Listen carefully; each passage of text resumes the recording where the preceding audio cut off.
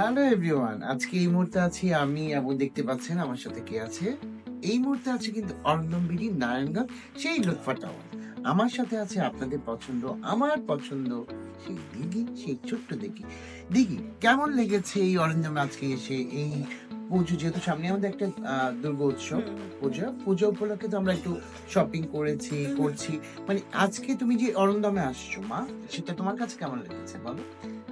প্রথমত অরিন্দমে এসে খুব ভালো লেগেছে। আর নারায়ণগঞ্জে তো প্রায় আমার আসা হয়, এটা নতুন না যে আমি নারায়ণগঞ্জে এসেছি।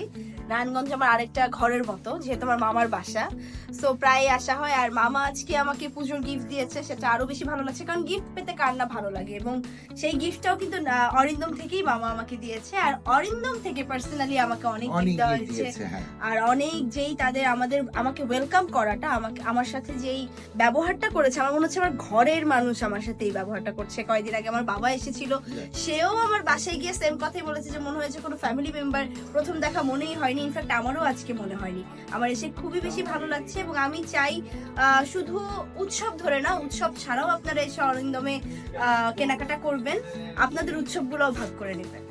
Thank you so much. দেখি আসলে অরিন্দম বিডি বলতে গেলে মনে হচ্ছে আমাদের ঘর, আমাদের একটা সংসার। আমরা একটা জায়গায় দুইটা চেঞ্জ করে নিতে পারি। সবাই ভালো থাকবেন, সুস্থ থাকবেন আর অরিন্দম বিডি ফেসবুক পেজে থাকবেন। Thank you so much.